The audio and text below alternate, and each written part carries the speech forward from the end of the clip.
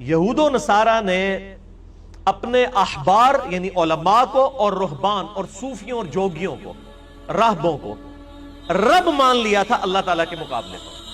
اور بخاری اور مسلم کی متفق علیہ حدیث ہے، میری امت میں وہی خرابیاں پیدا ہوں گی جو اگلوں میں پیدا ہوئی۔ صحابہ نے پوچھا کیا یہ اگلوں سے مراد یہود و نصارہ؟ آپ نے فرمایا اگر وہ نہیں تو اور کون لوگ مراد ہیں؟ تو یا رسول اللہ ہم اپنے علماء کی پوجا تو نہیں کرتے تھے۔ تو آپ نے فرمایا یہ بتاؤ کہ کیا تم اپنے علماء اور اپنے جوگیوں کی باتوں کو بغیر دلیل کے کہ کتاب و سنت میں کیا لکھا ہے تمہارے انبیاء کی تعلیمات میں مان لیا کرتے تھے؟ ان کی شریعت کی حلال کی بھی چیزوں کو حلال اور حرام کی بھی چیزوں کو حرام نہیں مان لیا کرتے تھے؟ ان کا یا رسول اللہ ایسا ہی تھا۔ تو فرمایا یہی تو ان کو رب بنانا ہے۔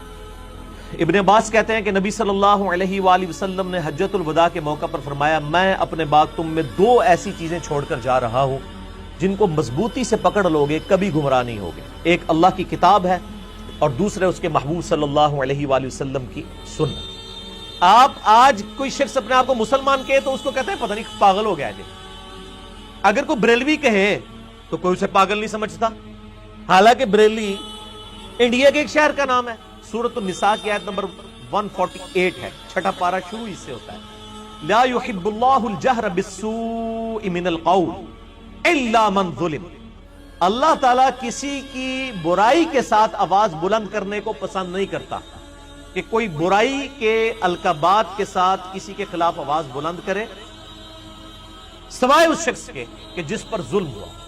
اللہ فرماتا ہے اگر کسی پہ ظلم ہوا ہے نا اس وقت وہ واہ ویلا کرتے ہوئے کوئی غلط الفاظ بھی استعمال کرتا ہے نا، ہم اس کے اوپر کوئی گرفت نہیں کریں گے۔ ہم تو غلط بھی نہیں ہیں، ہم وہ تو اعلانیہ کرتے ہیں ہم بابوں کے ماننے والے ہیں، آپ دیکھ لیں، اور بابوں کے ناموں کے ساتھ انہوں نے اپنے آپ کو جوڑا ہوا ہے۔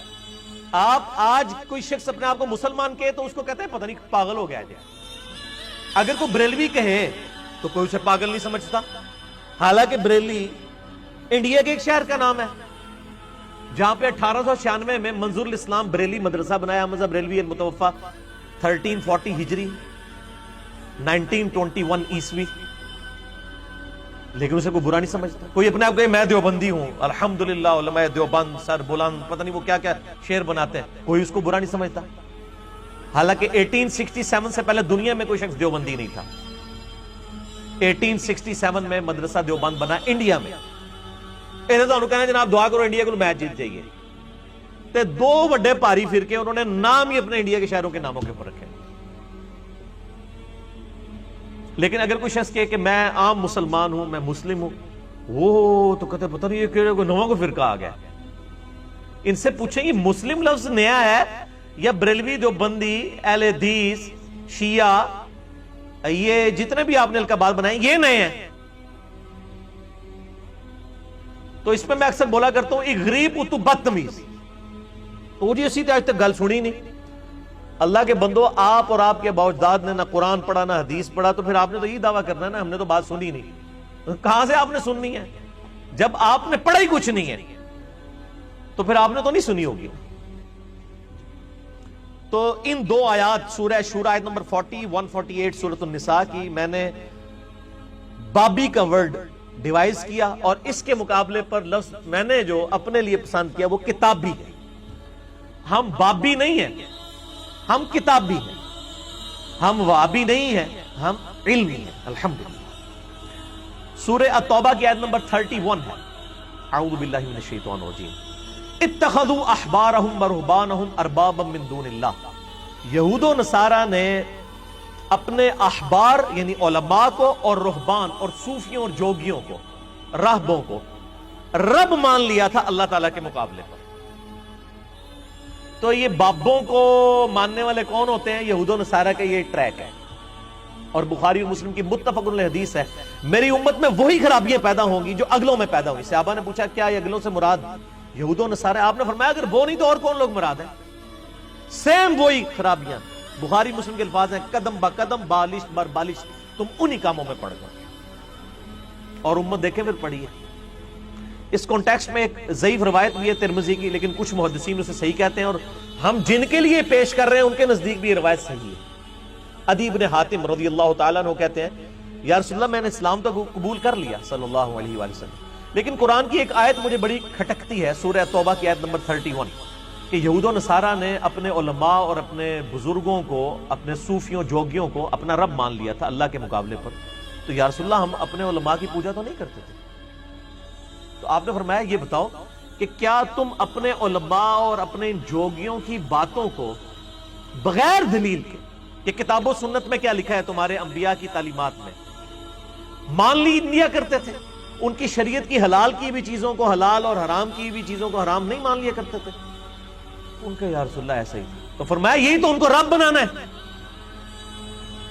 شریعت کا مالک اور اختیار والا کون ہے؟ اللہ۔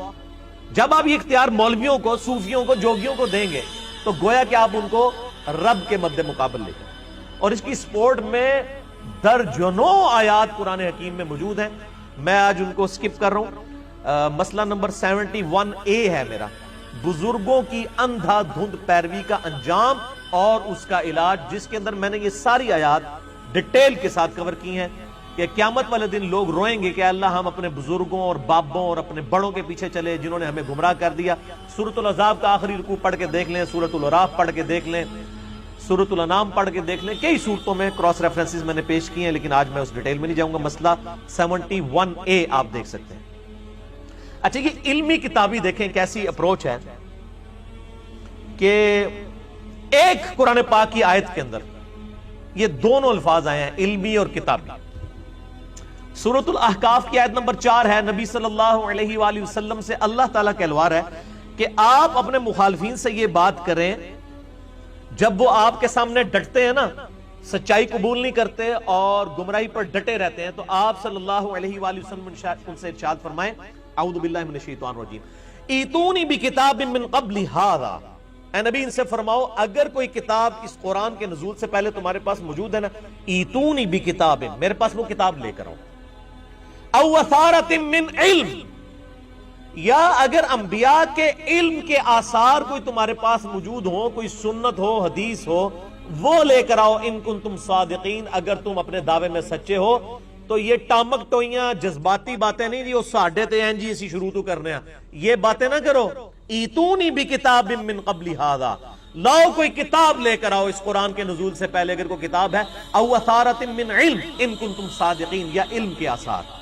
علم بھی آ گیا، کتاب بھی آ گیا، نہ میں وہابی نہ میں بابی، میں ہوں مسلم، علم و کتابی۔ ایتونی بکتاب من قبل ھذا او اثارۃ من علم ان کنتم صادقین۔ انجینئر صاحب دی ہر گل کتاب و سنت تو ثابت ہوتی، میں علمی کتابی شعر بھی قرآن و حدیث تو ثابت کر رہا ہوں۔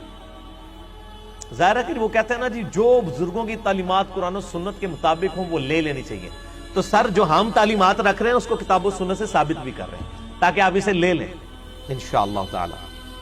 اچھا، یہ جتنے لوگ یعنی علمی کتابی نہیں ہوتے نا، ان کے اندر ایک بیماری پائی جاتی ہے، یہ علم کے ساتھ بڑی دشمنی نبھاتے ہیں۔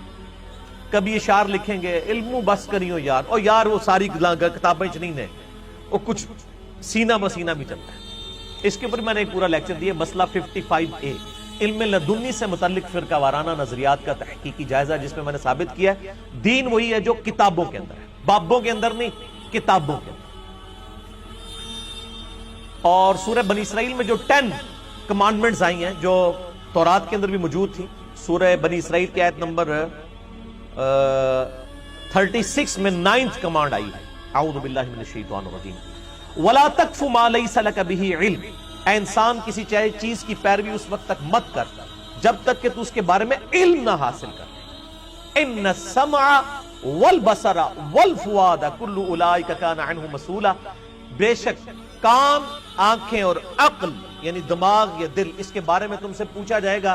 یہ 3 انسٹرومنٹس یوز کر کے تم نے حق بات حاصل کرنے کی کوشش کیوں نہیں کی؟ اس میں بھی دیکھیں، وَلَا تَقْفُ مَا لَيْسَ لَكَ بِهِ عِلْمٍ، علم کے بغیر کسی چیز کی پیروی نہ کرو۔ ہمارے نبی صلی اللہ علیہ وآلہ وسلم کو ایک ہی دعا سکھائی گئی ہے اس حوالے سے، یہ نہیں سکھائی گی کہ اے اللہ میرے جذبات میں اضافہ کر دے، میری مستی میں اضافہ کر دے، میرے عشق و سرور میں اضافہ کر دے، نہیں، ایک دعا قرآن میں، قُلْ رَبِّ زِدْنِي عِلْمًا، اے نبی آپ بھی دعا کیا کریں صلی اللہ علیہ وآلہ وسلم کہ اے اللہ میرے علم میں اضافہ کر دے۔ اور یہ ہمیں کہتے ہیں علم بس کرنی ہو یار. اصل ویسے یہ ٹھیک ہی کہہ رہے ہوتے ہیں, ان کو پتہ ہے علم ان کی موت ہے. یہ چنگا کر دو, ویسے دس رہے ہو کہ تسی علمی کتابی نہیں ہو. پھر دیکھیں اللہ تعالیٰ سورہ فاتر میں فرماتا ہے انما یخشی اللہ من عبادہ العلماء, اللہ کی خشیت, اللہ کی معرفت صرف اہل علم کو. اور یہ کہتے ہیں علم بس کریو یار. پھر سورہ الزمر میں آتا ہے قل هل يستوي الذين يعلمون والذين لا يعلمون انما يتذكر اولو الالباب. اے نبی صلی اللہ علیہ وآلہ وسلم آپ فرما دیجئے کیا علم والے اور بغیر علم والے برابر ہو سکتے ہیں؟ نصیحت تو نہیں حاصل کرتے ہیں مگر عقل والے. وہ ایک اندن چلے عشق دے چلے نمبر لے گئے, اور قرآن کہہ رہا ہے عقل والے. اچھا عشق دے چلے دنیا ہی نمبر لے جاندے نے کیونکہ نچدے نے تے ویلاں پیندیاں نے. صحیح کہندے نے, دنیا ہی نمبر لے گئے, آخرت میں نہیں. ٹھیک کہتے ہیں عشق دے چلے نمبر لے گئے دنیا ہی, آخرت ہی جڑے نا وہ چلے نہیں, عقل والے اور علم والے انشاءاللہ تعالی. باقی میرے بھائیوں, نبی صلی اللہ علیہ وآلہ وسلم کا حجۃ الوداع کا جو خطبہ ہے صحیح سند کے ساتھ کتاب العلم چیپٹر میں المستدرک للحاکم میں انٹرنیشنل نمبر کے مطابق 318 نمبر حدیث ہے. ابن عباس کہتے ہیں کہ نبی صلی اللہ علیہ وآلہ وسلم نے حجۃ الوداع کے موقع پر فرمایا میں اپنے بعد تم میں دو ایسی چیزیں چھوڑ کر جا رہا ہوں جن کو مضبوطی سے پکڑ لوگے کبھی گمراہ نہیں ہوگے. ایک اللہ کی کتاب ہے اور دوسرے اس کے محبوب صلی اللہ علیہ وآلہ وسلم کی سنت. اب یہ اللہ کی کتاب اور سنت, آپ صلی اللہ علیہ وآلہ وسلم کے سامنے حجۃ الوداع کے موقع پر ہزاروں اصحاب تھے. آپ یہ بھی کہہ سکتے تھے میں ان کو چھوڑ کے جا رہا ہوں, آپ نے نہیں فرمایا کیونکہ ان کا سٹیٹس بھی وہی ہونا تھا. نبی علیہ السلام فوت ہوئے 11 ہجری میں, 13 ہجری میں سیدنا ابو بکر بھی فوت ہو گئے. اگر ابو بکر کے حوالے امت کو کر کے جاتے تو انہوں نے بھی تو فوت ہو جانا تھا. پھر 24 ہجری کے اندر سیدنا عمر بھی شہید ہو گئے. 35 ہجری میں سیدنا عثمان بھی شہید ہو گئے, اور 40 ہجری میں سیدنا علی بن ابی طالب بھی شہید ہو گئے. خلافت راشدہ ختم ہو گئی, اور آخری صحابی ابو طفیل عامر بن واثلہ المتوفى 110 ہجری 110 ہجری میں آخری صحابی نبی علیہ السلام کی وفات کے 100 سال کے بعد فوت ہوئے, ابو طفیل عامر بن واثلہ رضی اللہ تعالیٰ عنہ. آج آخری صحابی کو بھی فوت ہوئے نا میرے بھائی, 1329 سال گزر چکے آخری صحابی کو فوت ہوئے, کیونکہ 1439 ہجری چل رہا ہے. تو نبی صلی اللہ علیہ وآلہ وسلم اگر کسی شخصیت کے حوالے کر کے جاتے ہیں اس نے فوت ہو جانا تھا. آپ ہمیں کتابوں کے حوالے, کتاب اللہ اور سنت کے حوالے کر